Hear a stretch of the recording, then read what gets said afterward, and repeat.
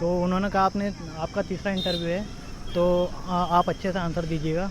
तो रायकवार सर ने काफ़ी देर तक क्वेश्चन किए मुझसे और आज का जो पेपर है उससे भी हाँ, कोई प्रश्न देखने को मिला? ये यही क्वेश्चन मेरे से पूछा गया आज की 3 खबर बताओ कौन कौन सी अच्छा। पढ़ी है आपने। हाँ मतलब आपको आज का पेपर जो पेपर है जिस दिन आपका इंटरव्यू होने वाला है कोई भरोसा नहीं है कि पूछ सकते हैं पेपर से? बिल्कुल 3-4 पॉइंट आपको बना के जाने चाहिए क्योंकि सीधी सी रणनीति जो छोटे टॉपिक है उनके ज़्यादा से ज़्यादा MCQ लगाया जाए, वहीं से आपकी कमांड होती है और वहीं से स्कोर भी होता है।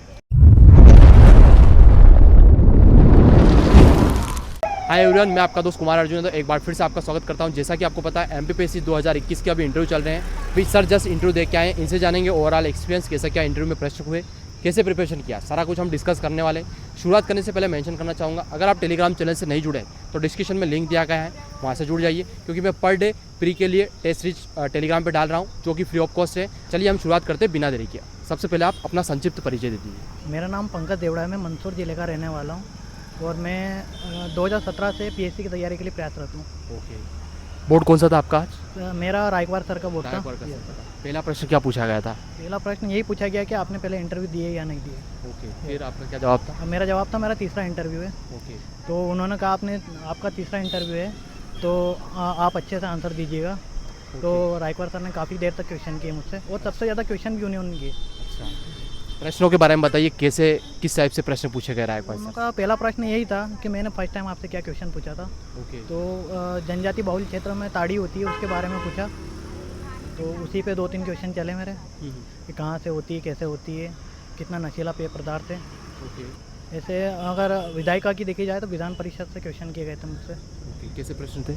कि कितने मतलब कहाँ कहाँ विधान परिषद है, ओके, उनके नाम पूछे गए थे। ओके, हाँ, हॉबी वगैरह से भी प्रश्न? हॉबी वगैरह से एक क्वेश्चन बना था, मेरी हॉबी तैराकी है ओके, तो वही आर्किमिडीज का लोग पूछा था मेरे से। ओके, आपका जो ग्रेजुएशन रहा है उससे भी कोई प्रश्न देखने को मिले? मेरा ग्रेजुएशन इंजीनियरिंग से रहा था पर वहाँ से कोई भी क्वेश्चन नहीं पूछा उन्होंने क्योंकि काफ़ी टाइम रायकवार सर को ही हो गया था क्वेश्चन करते हुए। कितने टाइम तक चला आपका?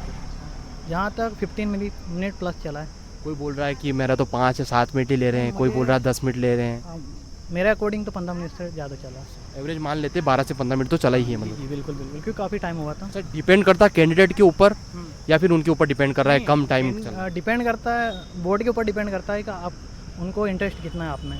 अच्छा, उनको लग रहा है आपसे बातचीत करनी चाहिए तो वो लंबे टाइम तक कर सकते हैं। हाँ और भी कोई प्रश्न आपको याद आ रहे हो कि ये भी प्रश्न हुए थे? जी, जैसे महेश्वर के बारे में पूछा, देवी अहिल्याबाई होलकर के बारे में पूछा, विधान परिषद का मैं बता चुका हूँ और लोकसभा का में फिर मतदान कम क्यों है ये पूछा है, पलायन का मुद्दा पूछा है। हाँ। आज का जो पेपर है उससे भी कोई प्रश्न देखने को मिला? यही क्वेश्चन मेरे से पूछा गया आज की 3 खबर बताओ कौन कौन सी पढ़ी है आपने। हाँ मतलब आपको आज का पेपर जो पेपर है जिस दिन आपका इंटरव्यू होने वाला है कोई भरोसा नहीं है कि पूछ सकते हैं पेपर से? बिल्कुल 3-4 पॉइंट आपको बना के जाने चाहिए क्योंकि एक प्रश्न बनता है वहाँ से तो आप अच्छे से आंसर दे सकते हो उसका। अच्छा, आपके नाम से भी कोई प्रश्न हुआ? जी मेरे नाम से कोई प्रश्न नहीं था। Yes sir. ठीक है।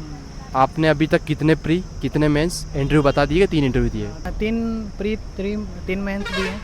अच्छा, 3 प्री क्वालिफाई हुए, 3 मेंस भी क्वालिफाई हुए और 3 इंटरव्यू तक पहुंच गए आप।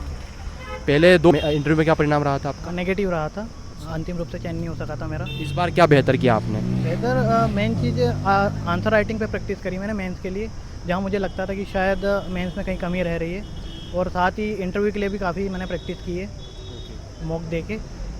अभी प्री के लगभग 45 से 50 दिन बचे हैं, आप भी प्री देंगे, क्या रणनीति होना चाहिए ताकि एक अच्छे स्कोर से प्री क्वालिफाई हो जाए?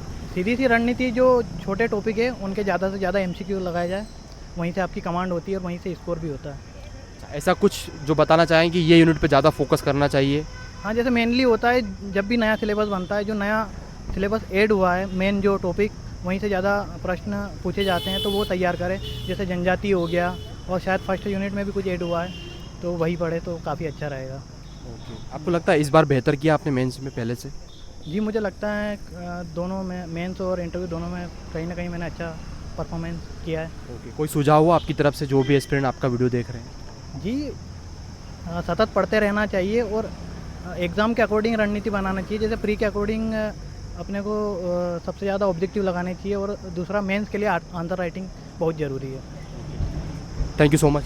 Thank you. बेस्ट विशेष कि आपका लिस्ट में नाम हो और अच्छी रैंक के साथ में, क्योंकि आपका लगातार परिश्रम चलता रहा है 2017 से आपने बताया। 3 इंटरव्यू, तीसरा इंटरव्यू था आपका, तो इस बार उम्मीद है कि अच्छी रैंक के साथ में आपका सिलेक्शन होगा। बेस्ट विशेष। आपको इंटरव्यू कैसा लगा कमेंट करके ज़रूर बताएं। टेलीग्राम चैनल से नहीं जुड़े हैं तो डिस्क्रिप्शन में लिंक दिया गया है, वहाँ से जुड़ जाइए। बार बार यही मेंशन करता हूँ कि टेलीग्राम से जुड़ जाइए, क्योंकि मैं आपके लिए पर डे टेस्ट डाल रहा हूँ। अब तो आप अगर इंदौर नहीं आ सकते हैं, टेस्ट सीरीज ज्वाइन नहीं कर पाते हैं, तो यहाँ से आप बाकायदा लगा सकते हो। और चैनल पर नए हो तो चैनल को सब्सक्राइब कर दीजिए, वीडियो को लाइक कर दीजिए। Thank you so much.